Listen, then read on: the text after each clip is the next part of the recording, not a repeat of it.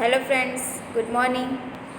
स्वामी विवेकानंद विद्यालय में एक बार आपका फिर से स्वागत है। आज हम कक्षा 9 विषय हिंदी में मुहावरे देखेंगे। जब कोई वाक्यांश अपने साधारण अर्थ को छोड़कर विशेष अर्थ को व्यक्त करे तो उसे मुहावरा कहते हैं। जैसे नीचे दिए गए उदाहरणों पर ध्यान दीजिए।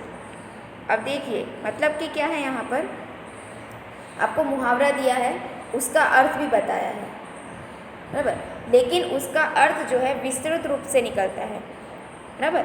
जैसे कि यहाँ पर है चिकना घड़ा, तो उसका अर्थ ये होता है कि ऐसा घड़ा होना चाहिए कि जिसकी सपाटी एकदम चिकनी हो, बराबर। और उसका अर्थ ये निकलता है कि जिस पर किसी भी बात का असर होता नहीं है, उसको कितना भी बोलो, कितना भी समझाओ, लेकिन उस पर कोई भी असर होता नहीं है, बराबर। दूसरा है होठ काटना, तो यहाँ पर है होठ को काटना, तो यहाँ पे उसका अर्थ निकलता है आश्चर्य में पड़ना। रात दिन एक करना, रात और दिन को एक करना मतलब कि क्या, कड़ी मेहनत करना। रात दिन को एक करना का मतलब होता है कड़ी मेहनत करना। हम ये नहीं देखते हैं कि ये रात है या दिन है, रात मेरे लिए सोने के लिए है और दिन मेरे लिए काम करने के लिए नहीं, बल्कि रात दिन एक कर देना कि मतलब कि मुझे अपना काम पूरा करना है, वो चाहे रात हो या दिन हो, बराबर।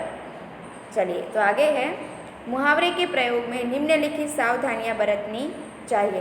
तो जब हम मुहावरे बनाते हैं तो या लिखते हैं तब हमें कौन कौन सी बात को ध्यान में रखना है, कौन कौन सी सावधानी रखनी है, तो वो यहाँ पे आपको बताया है। देखिए, पहला है मुहावरों का प्रयोग उनके असली रूपों में ही करना चाहिए, बराबर। आप उसको बदल सकते नहीं हो। जैसे कि यहाँ पर आपको बताया है उनके शब्द बदले नहीं जाते।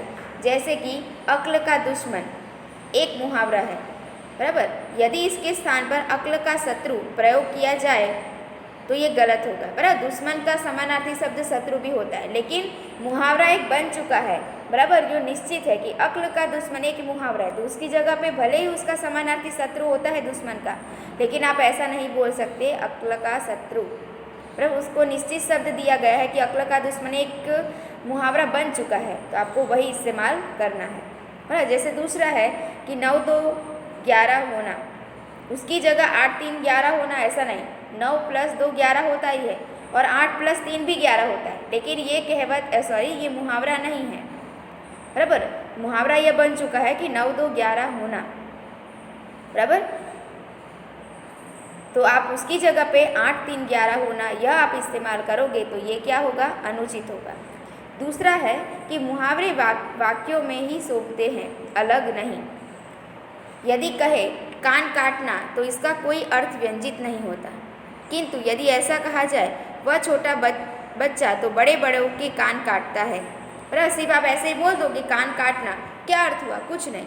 लेकिन जब कोई ऐसी बात होती है या कोई ऐसा वाक्य होता है, अब अगर उसके लगते आप ये अगर मुहावरा इस्तेमाल करते हो तभी उसका कोई अर्थ निकलता है, बराबर। जैसे कि आपको यहाँ पर बताया गया है कि कान काटना एक शब्द हो गया, एक मुहावरा हो गया, बराबर। तो ऐसे ही कहीं भी बोल दोगे तो उसका कोई अर्थ नहीं होगा। लेकिन जैसे कि यहाँ पर है वह छोटा बच्चा तो बड़े बड़ों के कान काटता है, यानी कि वो छोटा ही है लेकिन वो बड़े बड़े लोगों को परेशान करके रख देता है, तो आप वहाँ पे आप बोलोगे कि कान काटता है, बाकी ऐसे ही बोलोगे तो उसका अर्थ होगा नहीं। तो वाक्य में अद्भुत लाक्षणिकता, लालित्य और प्रवाह स्वतः आ जाता है, यानी कि जब आप उसको सही ढंग से सही जगह पे अगर मुहावरे का इस्तेमाल करोगे तभी उसका कोई भी अर्थ निकलेगा। आगे है, मुहावरे का प्रयोग करते समय इस बात का सदैव ख्याल रखना चाहिए कि समुचित परिस्थिति, पात्र, घटना और प्रसंग का वाक्य में उल्लेख अवश्य हो, बराबर। आपके मन में कोई भी मुहावरा आ जाता है और जैसे तैसे समय पे आप बोल दोगे तो उसका कोई भी अर्थ निकलेगा नहीं, बराबर। फिर यहाँ पर आप देखिए, केवल वाक्य प्रयोग कर देने पर संदर्भ के अभाव में मुहावरे अपने अर्थ को अभिव्यक्त नहीं करते। जैसे 9 2 11 भाग जाना होता है, इस मुहावरे का वाक्य प्रयोग और स्पष्टता समझिए। जैसे वाक्य प्रयोग है, शेर को देखते ही हिरन 9 2 11 हो गया। स्पष्टता, शेर हिरन का शिकार करता है क्योंकि वह शेर का भक्ष्य है, कोई जीव जानबूझकर मरना नहीं चाहता है, अतएव शेर को देखकर हिरन अपनी जान बचाने के लिए भागेगा ही। 9 2 11 होना का अर्थ व्यंजित हुआ, यानी कि भाग जाना। यदि सीधा ऐसा वाक्य बन जाए कि हिरण 9 2 11 हो गया, तो मुहावरे का अर्थ बिल्कुल स्पष्ट नहीं हो पाएगा। बराबर। दूसरा कि मुहावरे का एक विलक्षण अर्थ होता है, इसमें वाच्यार्थ का कोई स्थान होता नहीं है। जैसे कि आग में घी डालना का जब वाक्य प्रयोग होता है तब इसका अर्थ होगा क्रोध को भड़काना। बराबर। जैसे कि कोई गुस्से में है और उसमें से ऐसी कोई बात कहो कि उसका गुस्सा और बढ़ जाता है, तब आप ऐसे बोल सकते हैं कि आग में घी डालने का काम। बराबर। क्रोध जो है उसको और भड़काना। चलिए, मुहावरों के वाक्य प्रयोग अलग अलग रूप से हो सकते हैं।